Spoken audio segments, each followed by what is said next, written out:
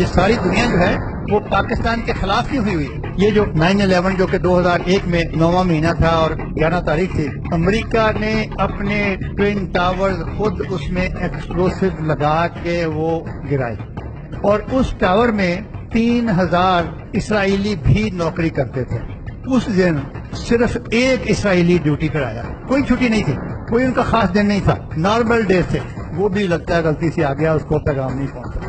انہوں نے کہا کہ جی یہ اسامہ بن لادن جو افغانستان کی غاروں میں، بیابان میں، جنگلات میں بیٹھا ہے، یہ ساری پلاننگ اس نے کی ہے، اور یہ اس کے نیٹ ورک نے سارا جو ہے یہ جہاز جو ہے یہ اغوا کروائے ہیں اور امریکہ پہ حملہ کیا ہے.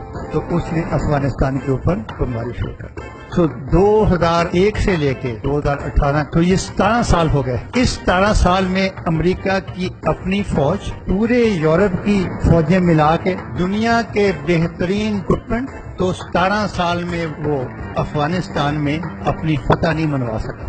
اور افغانستان پر اس نے 1000 ارب ڈالر سے زیادہ خرچ کیے ہیں، اور وہ پورے یورپ کی اور امریکہ کی بہترین فوج کچھ نہیں کر سکتی. اور پاکستان کو امداد دی ہے تقریباً 30 ارب ڈالر، اور وہ الزام یہ ہے کہ یہ پاکستان جو ہے یہ ان کے ساتھ ہمدردی رکھتا ہے، یہ پاکستان کی وجہ سے ہمیشہ کرتے ہیں. تو اگر پوری دنیا کی مشترکہ فوج 17 سال میں فتح نہیں کر سکی اور پاکستان کے چند لوگوں نے ان کو لاکھوں چنے چبائے ہوئے ہیں، تو لکھ لعنت ہے تمہارے اوپر کہ تمہیں کچھ کر نہیں سکے ہو، اور اس کا الزام پاکستان پر لگا.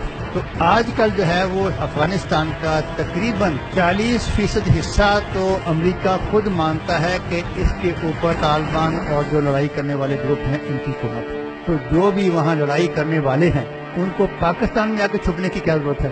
تو کوئی 3-4 سال پہلے جب پاکستان نے ہمارے علاقوں میں جو سورس زیادہ علاقے ہیں وہاں پہ کام کرنے کا سوچا کہ اس کو ہم کلیئر کریں، تو افغانستان اور امریکہ کی گورنمنٹ سے کہا گیا، ان کی جو فوجوں سے کہا گیا کہ ہم نے یہاں ایکشن کرنا ہے، آپ بارڈر کے اوپر اپنی چوکیاں لگائیں تاکہ جو ہمارے مطلوب لوگ ہیں وہ آپ کے علاقے کی طرف آئیں تو وہ پکڑے جائیں. انہوں نے کہا کہ نہ ہم نے چوکیاں یہاں پہ بنانی ہیں اور نہ تم کو بنانی دینی ہے.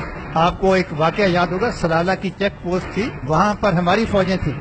بہانہ لگا کے جی یہاں سے فائر آیا تھا تو ہمیں نہیں پتا چلا کہ یہ پاکستان کی یہاں پہ فوج ہے، ہم سمجھے یہاں پہ تو یہ طالبان ہے، اور پوری چوکی جو ہے وہ انہوں نے وہ تباہ کر دی تھی، اور ہمارے بہت سارے جوان اور آفیسر شہید ہوئے تھے. یعنی جو تمہارے خلاف لڑ رہا ہے اور وہ ہمارے بھی خلاف لڑ رہا ہے، اس کو روکنے کے لیے نہ کوئی بندوبست کرتے ہو، اور اگر ہم بندوبست کرتے ہیں تو اس کو بھی تباہ کرتے ہو. تو اس سے مقصد کیا ظاہر ہوتا ہے؟ کسی نے آج تک کوئی میڈ ان امریکہ چیز دیکھی ہے؟